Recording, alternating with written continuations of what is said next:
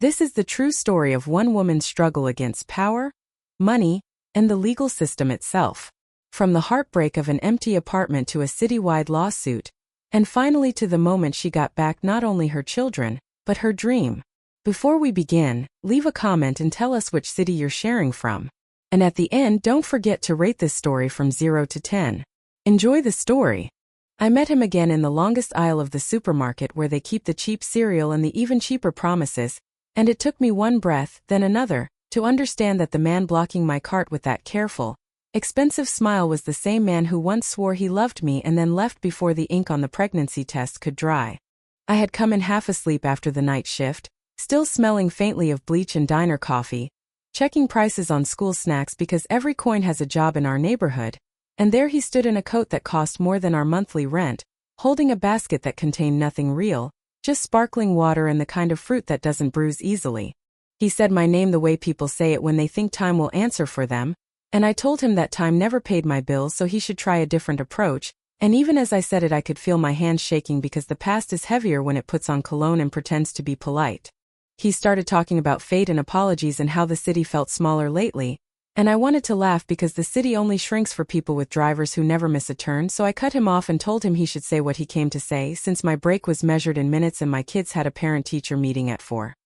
He glanced at my cart as if it were a confession and asked about them with that same soft question mark he used when he first asked whether I believed in miracles, and I said they were fine in the way mothers say fine when what they mean is tired, growing, hungry, brilliant, and mine. He nodded like he had earned the right to that news, and then he did the one thing I wasn't ready for. He described the little crescent birthmark behind my son's left ear, the one you only notice when you wash his hair and he tilts his head to escape the shampoo, and he described my daughter's anxious habit of counting buttons before she speaks when she is frightened, and my breath left me because those details are not on any school form.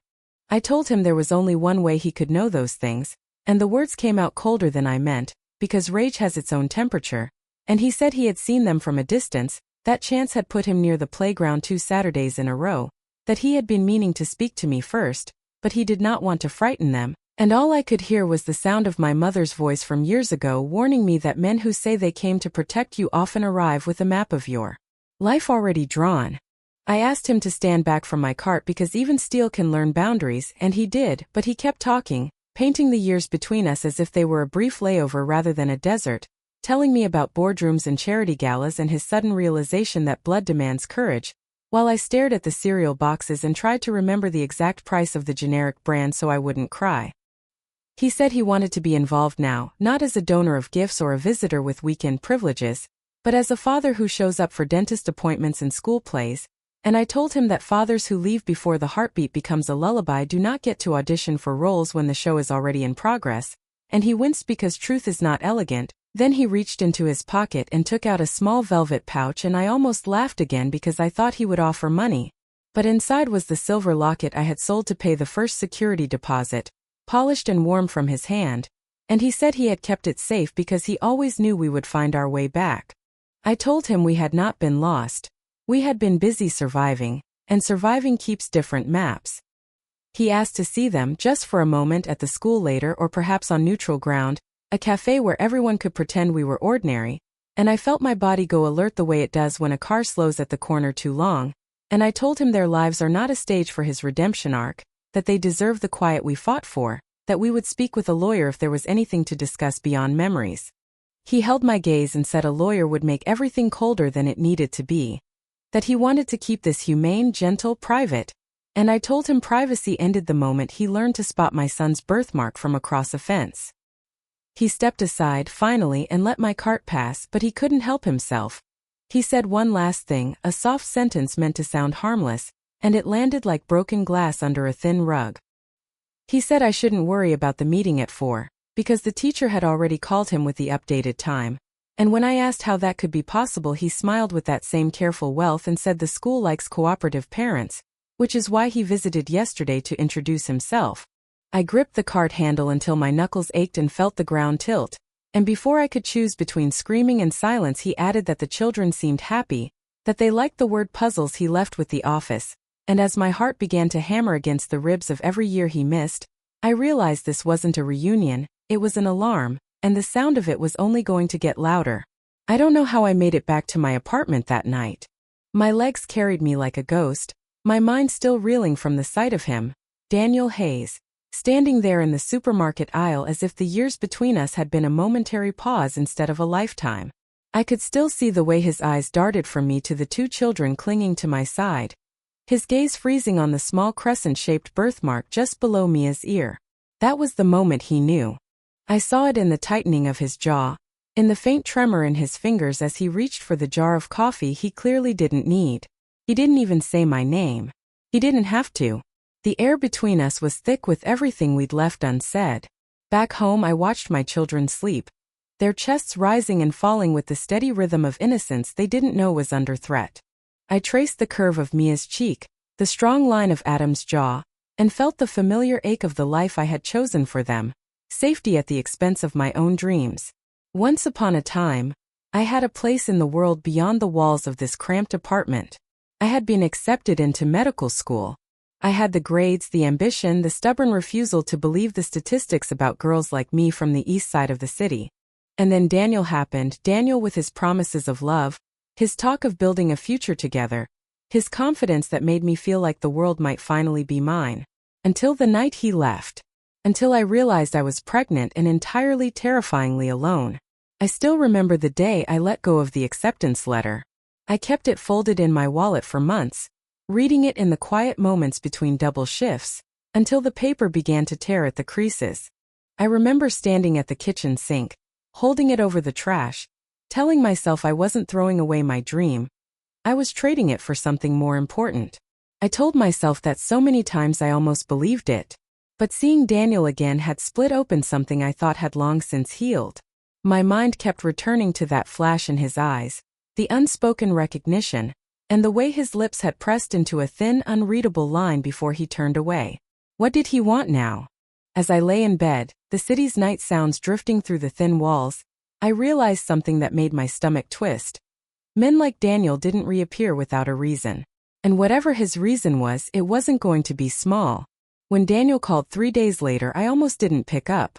The number was unfamiliar, but something in me knew before I even heard his voice.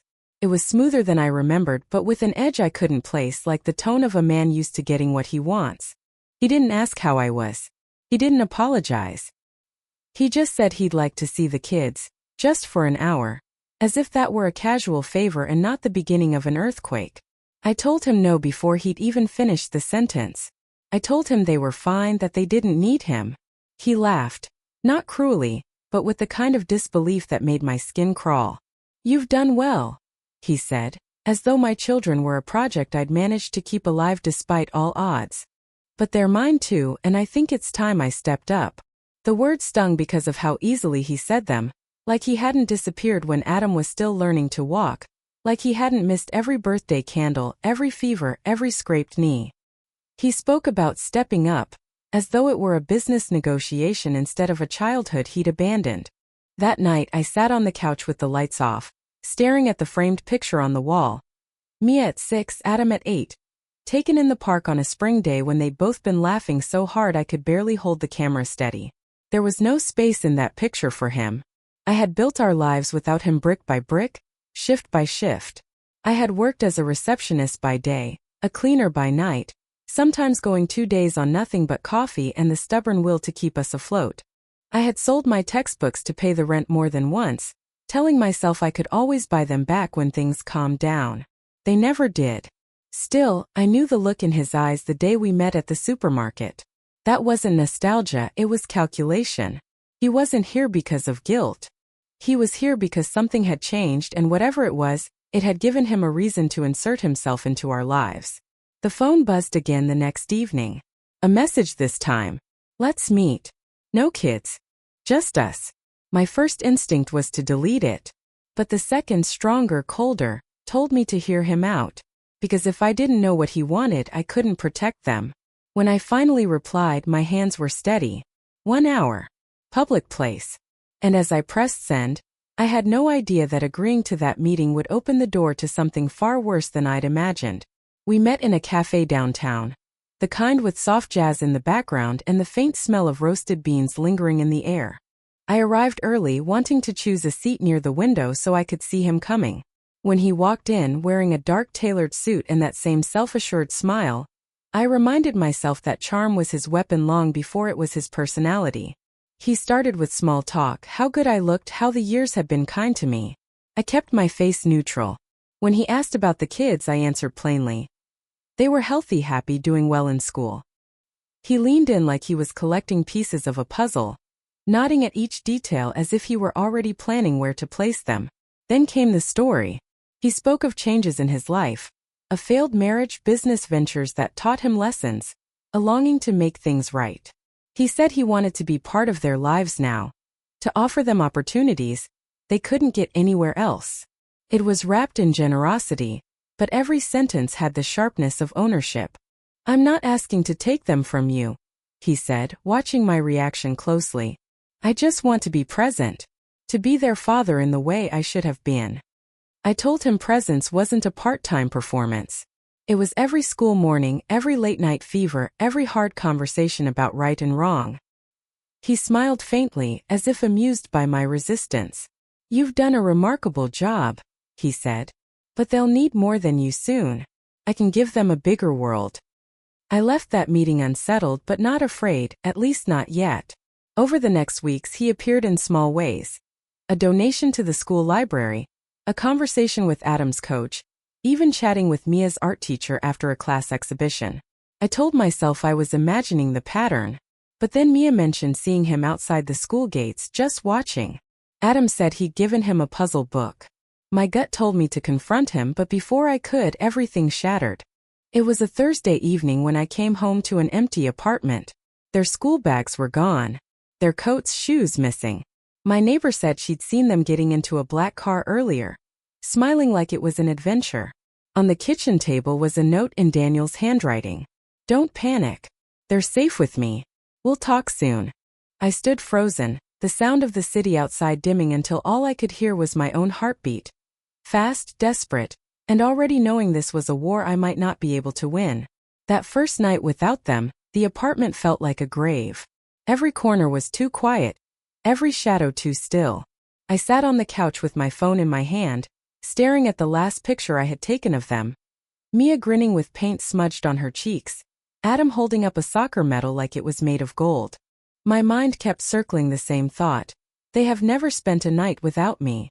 Not once in all these years. I called him again and again. Each time the line went straight to voicemail. My messages were a mix of pleading and rage. Bring them home followed by you have no right. At midnight I called the police. They came, took my statement, asked questions about custody arrangements. When I told them there was no legal order, that his name was on the birth certificates, their expression shifted. Legally, one of them said, this might not be considered kidnapping. The words were a knife. By morning, I had learned what his connections could buy: silence. No school official returned my calls, though I knew they had seen him there. My neighbor's security camera footage, gone, replaced by a polite note from the building manager saying it had been inadvertently erased. Even the officer who'd taken my report was suddenly unavailable. It was as if every door I knocked on had been locked from the inside. I went to his penthouse building. The doorman told me, with an apologetic shrug, that Mr. Hayes and the children had stepped out for the day, and that I wasn't authorized to enter. I stood on that sidewalk for hours watching every black SUV that pulled to the curb, imagining them inside, imagining Mia asking where I was and Adam pretending he wasn't scared. By evening, my desperation had curdled into something else: resolve. If I couldn't get them back through pleading, I would have to fight.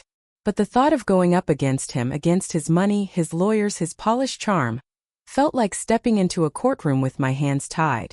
That night, lying in the bed that felt too big without them, I swore to myself that I would not be erased from their lives.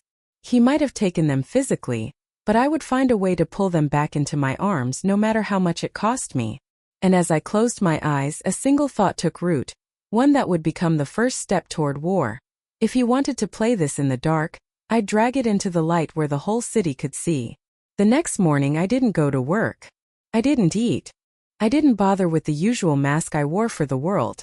Instead, I opened my laptop and began writing. Every detail, every date, every time Daniel had been absent, every time I had held our children alone. I described the night he took them without my consent. I wrote it in my own voice, raw and unpolished, the way I would speak to a neighbor I trusted. Then I posted it on social media, along with a recent picture of Adam and Mia and one line beneath it. They are my children. He took them without my permission. Spread faster than I could follow. First, friends from the neighborhood shared it. Then old classmates. By noon, strangers were tagging journalists, activists, anyone with a platform. Comments poured in. Some telling me to lawyer up. Others sharing their own stories of custody battles and legal loopholes that had swallowed families whole. By nightfall, a local news station called. I sat under the harsh studio lights, my palms sweating, telling a reporter about the years I had spent raising them alone. I spoke about the night shifts, the missed meals, the dreams I had put aside. I told them that Daniel Hayes hadn't earned the right to call himself a father, that showing up after years of absence was not the same as showing up every day. My voice broke once, but I didn't hide it. The next morning, I woke to hundreds of messages.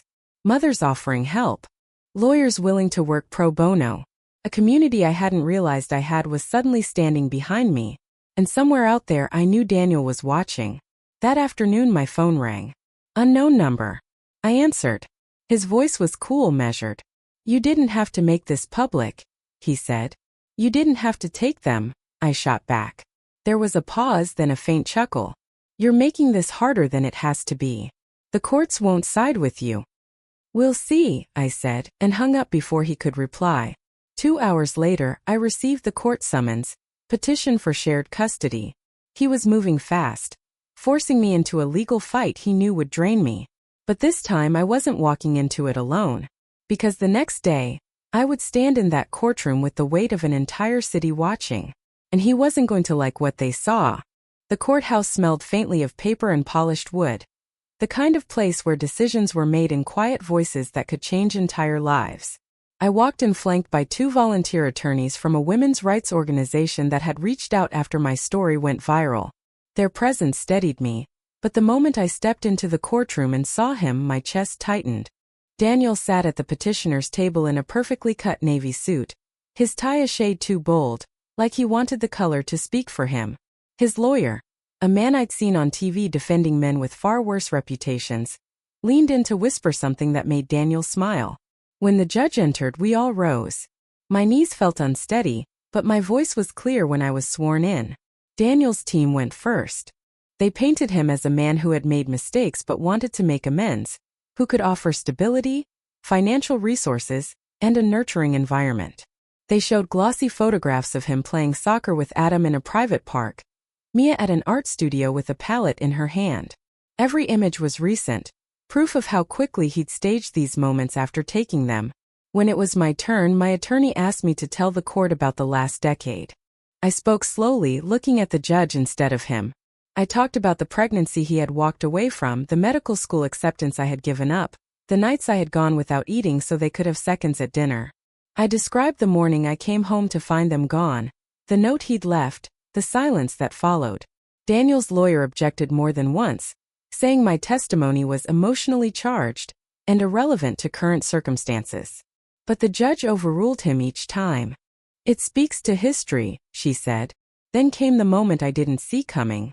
My attorney pulled out a printout of his text to me from years ago, one I'd kept but never thought I'd need. In it, Daniel wrote, "You know I'm not ready to be a father. I can't give up my career for this." His lawyer objected, but the judge allowed it into the record. I glanced at him as the words were read aloud. The smile he'd worn all morning was gone. By the time the session ended, the judge ordered temporary shared custody, 3 days with me, 3 with him, 1 alternating, until a final decision could be made. It wasn't the victory I wanted, but it was enough to keep them close while we built the case.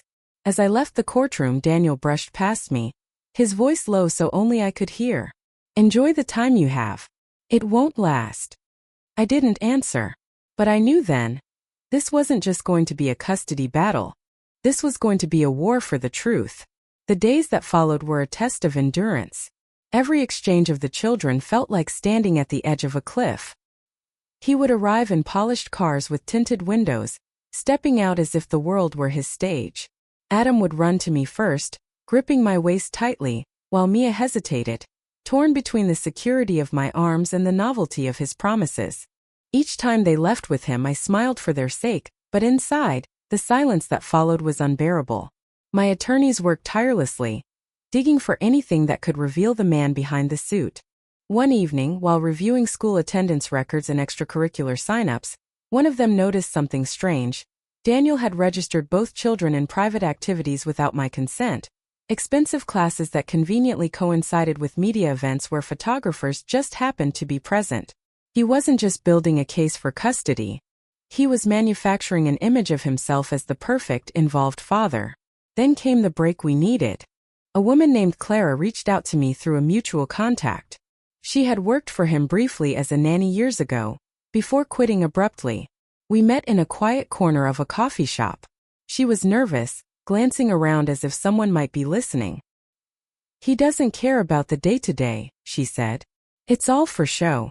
I left because I saw the way he'd disappear for days and leave the child he had then with staff who barely spoke English, no matter how sick or scared they were. I leaned forward. "Would you testify?" Her hesitation lasted only a moment before she nodded. "Someone needs to tell the truth." The next court session was different. This time we came armed with testimony, records, and the beginnings of a narrative that painted a fuller picture, not of a man trying to make amends, but of someone using parenthood as a prop. Clara's statement was powerful. She described his absences, his temper when things didn't go as planned, his indifference to emotional needs.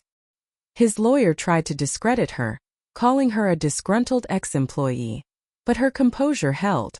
I watched him closely as she spoke. His jaw tightened. His pen tapped too quickly against the table. The cracks were showing. When court adjourned, my attorney whispered, "We've got him rattled. Now we push harder." That night, as I tucked Adam and Mia into bed, I told them I loved them more than anything. Adam smiled sleepily, but Mia, my quiet, perceptive Mia, looked at me with wide eyes. "Mom," she whispered, "is he going to make us live with him?" I kissed her forehead. "Not if I can help it." And as I turned out the light, I made myself a promise. By the time this was over, he wouldn't just lose this case. He'd lose the mask he'd worn for years. The morning of the final hearing, the courthouse steps were lined with people. Some held signs, "Protect her kids, DNA isn't parenting." Others simply stood in quiet solidarity. I felt their eyes on me as I climbed those steps, the weight of their hope pressing against my back. My attorneys flanked me, their briefcases full of the last pieces of evidence we needed. Inside, Daniel sat in the same chair he'd occupied for months, but the confident posture was gone. His suit was perfect as ever, but his tie was slightly askew, his jaw set in a clenched line. He wouldn't look at me. I could feel the tension radiating off him.